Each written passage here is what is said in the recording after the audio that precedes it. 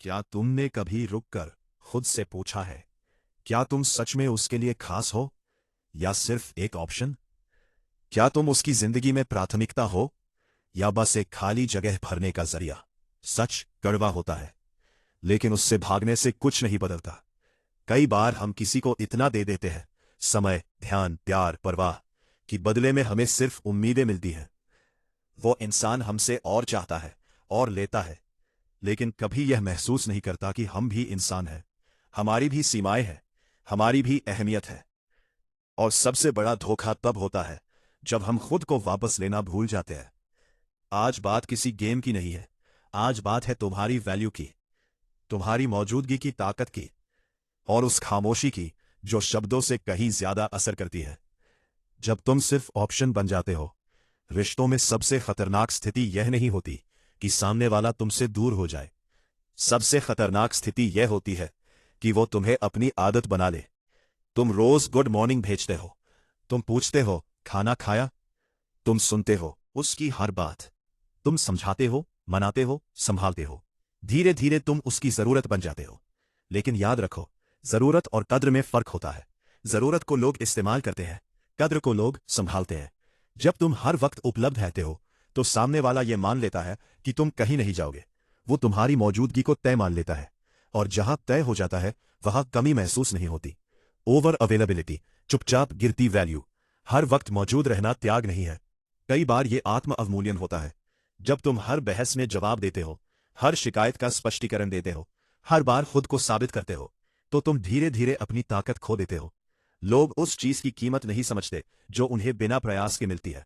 इसलिए अगर तुम चाहते हो कि तुम्हारी कमी महसूस हो, तो पहले खुद को कीमती बनाना होगा। कीमती चीजें हर जगह उपलब्ध नहीं होती। खामोशी भागना नहीं, नियंत्रण है। बहुत लोग सोचते हैं कि चुप रहना कमजोरी है, लेकिन असली खामोशी भागने से नहीं आती, वो आती है नियंत्रण से। जब तुम रिएक्ट नहीं करते, जब तुम हर उकसावे पर जवाब नहीं देते, जब तुम मुस्कुराकर बस देखते हो, तब सामने वाला पहली बार खुद से टकराता है। उसे तुम्हारे रिएक्शन की आदत थी, तुम्हारे समझाने की आदत थी, तुम्हारे लौट आने की आदत थी। लेकिन जब तुम शांत रहते हो, वहीं से उसकी बेचैनी शुरू होती है। दूरी कैसे असर करती है?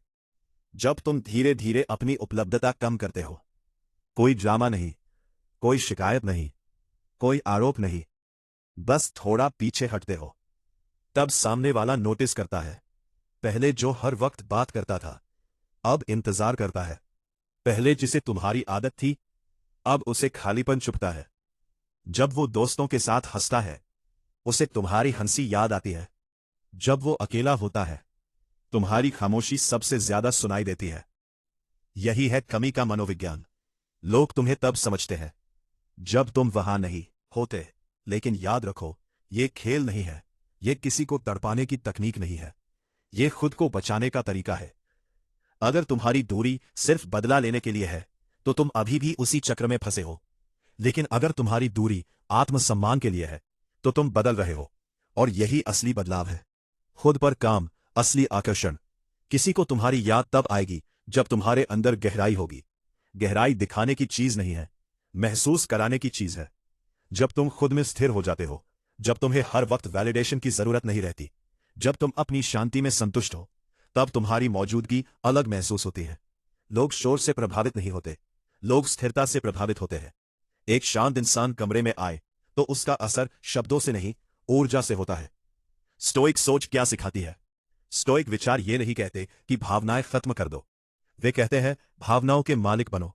अगर तुम हर बात पर टूट जाते हो, मैसेज पर खुश या दुखी हो जाते हो, हर नजरअंदाज करने पर बेचैन हो जाते हो, तो तुम्हारा कंट्रोल बाहर है। लेकिन जब तुम अपने भीतर स्थिर हो जाते हो, तब बाहर की चीजें तुम्हें हिलाना बंद कर देती है। और यही आंतरिक शक्ति सामने वाले को सबसे ज्यादा महसूस होती है। गहराई पैदा करने के 3 असली अभ्यास। 1, रोज आत्मचिंतन। हर रात खुद से पूछो, आज मैं कहां रिएक्ट कर सकता था लेकिन मैंने खुद को रोका? कहां मैंने अपनी इज्जत बचाई? आत्मचिंतन तुम्हें मजबूत बनाता है। 2, मौन का अभ्यास। दिन में कुछ समय ऐसा रखो जब तुम बिना बोले सिर्फ ऑब्जर्व करो। दुनिया को देखो, लोगों के व्यवहार को समझो, अपने अंदर की हलचल को पहचानो। खामोशी तुम्हें भीतर से गहरा बनाती है। 3. भावनात्मक संतुलन। किसी भी रिश्ते में अति मत करो। बहुत ज्यादा प्यार भी घुटन बन सकता है। बहुत ज्यादा उपलब्धता भी बोझ बन सकती है। संतुलन ही आकर्षण की जड़ है। जवाब ना देना भी जवाब है। कभी कभी बहस जीतना जरूरी नहीं होता। कभी कभी चुप रहना ज्यादा असर करता है। जब सामने वाला तुम्हें उकसाए और तुम शांत रहो, तो वो खुद से सवाल करता है, ये इतना शांत क्यों है? क्या इसे अब फर्क नहीं पड़ता? क्या मैंने इसे खो दिया?